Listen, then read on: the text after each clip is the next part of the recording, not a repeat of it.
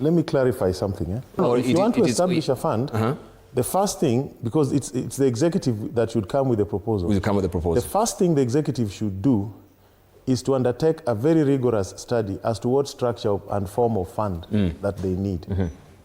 And that we need to comply with our national values of public participation, disclosure of information. You know, we have certain values in the Constitution, yes. Article 10, Article 202, Article 232, on both public service, finances, and how we conduct public policy decision. So that is the beginning.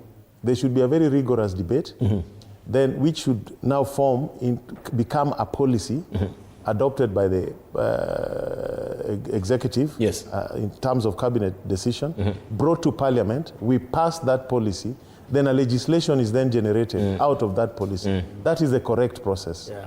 Position in paper. Fund. Yes, that is the correct process. You see, as I said, I'm not objecting to having a national infrastructure fund. It's a good idea, but be modest about it. You don't talk about 5 trillion. $38 billion. Then you remember, I also said, remember these funds, they'll be financed from our normal resources because there's we cannot sell all the parastatals. Yeah, we cannot.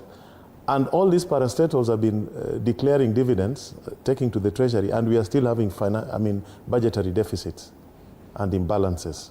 So there's no new pot. The fact that you've announced that you have an infrastructure fund, that suddenly you have another line of money coming from nowhere.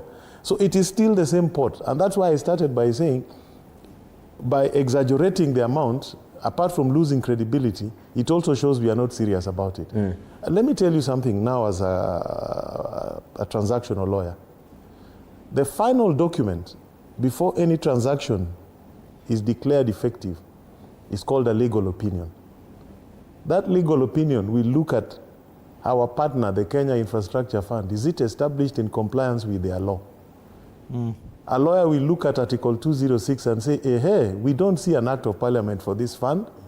It is not established by law. There will never be any transaction. That is just the way it works. That is how it works. If we don't anchor it on law and we don't become very innovative and modest about it, it will not work because we don't have resources to put into it.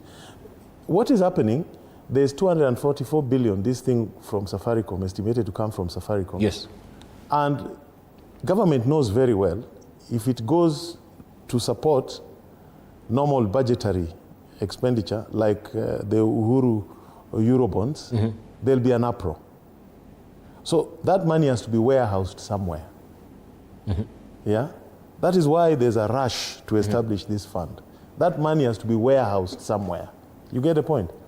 Then there's also the proposal to extend the railway to Western Kenya. You clearly understand the Chinese have said we will finance, I think up to 30%. The others have to come from other partners and internal resources.